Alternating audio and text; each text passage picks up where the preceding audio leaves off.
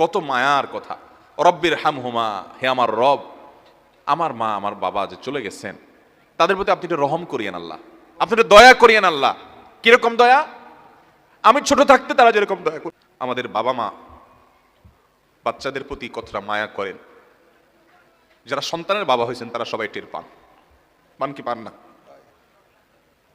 কিন্তু আমরা মরার পর কিছুদিন কান্নাকাটি করার পর এরপর বাবা মাকে ভুলে যাই, আমরা আমাদের জগতে ব্যস্ত হয়ে পড়ি। আমাদের বাবা মা কিন্তু তাদের জীবদ্দশা আমাদেরকে ভুলতেন না।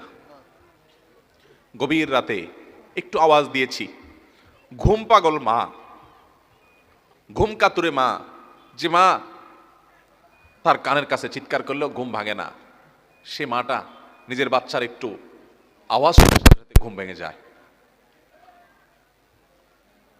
বেশিরভাগ বাবা, পৃথিবীতে বহু খারাপ মানুষ আছে ভাই, কোনো খারাপ বাবা খুব একটা নাই, হাতে গোনা দুই একটা বিচ্ছিন্ন ঘটনা ছাড়া বহু খারাপ মানুষ আছে পৃথিবীতে, কিন্তু খারাপ বাবা, সন্তানের জন্য বাবা কি না করে বলেন, কি না করে।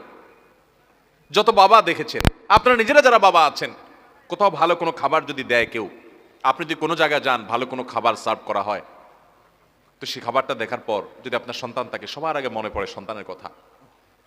এত সুন্দর টেস্টি খাবারটা যদি আমার ছেলেটার জন্য নিয়ে যেতে পারতাম, বা মেয়েটা যদি তার সাথে শেয়ার করতে পারতাম, মনে পড়ে কি পড়ে না বলেন? কিন্তু আমরা বেশিরভাগ মানুষ বড় অত্যাচারী, বড় অবিচারী। আমাদের মা বাবা জীবদ্দশায় তো তাদের প্রতি আমরা হক আদায় করতে পারিই না, মৃত্যুর পরও তাদের জন্য আমাদের হক আদায় করা হয় না। ভাইরা আমার, বাবা মার জন্য দেখেন কি দোয়া আল্লাহ শিক্ষা দিয়েছেন, রব্বির হামহুমা কামা রব্বায়ানি সগীরা।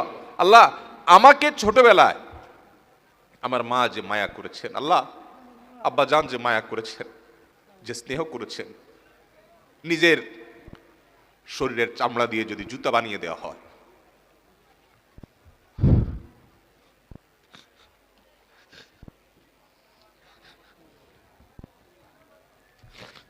তবুও বাপ মার ঋণ কখনো শোধ করা যাবে না।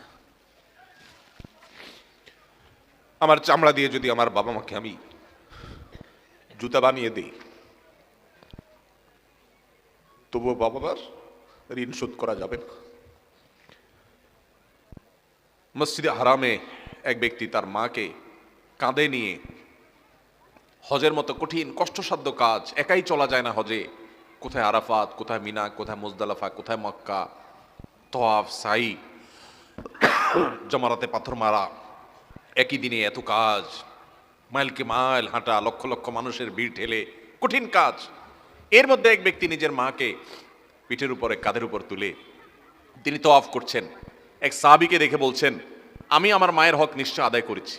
মানে তার মধ্যে আত্মতৃপ্তি আসছে যে এত কষ্ট যে মার জন্য করছি, মা আমাকে দুধ পান করিয়েছেন, গর্ভে ধারণ করেছেন, তো এই কষ্টের মাধ্যমে তো তার ঋণ অন্তত শোধ হয়েছে। ওই সাহাবী বললেন, না, হয় নাই, এটা সম্ভব না যে তুমি মায়ের ঋণকে এভাবে তুমি কাঁধে নিয়ে 2, 4, 5 দিন 10 দিন কষ্ট করলে আর তার ঋণ শোধ হয়ে যাবে, সম্ভব না। আব্দুল ইবনে আব্বাস রাদিয়াল্লাহু তাআলা আনহু বলেছেন যে তুমি বাবার সামনে এরকম জামা ঝাড়া দিয়েছো, যা ধুলা পরিষ্কারের জন্য, সামনে তোমার বাবা বসা ছিলেন, তুমি বেয়াদব,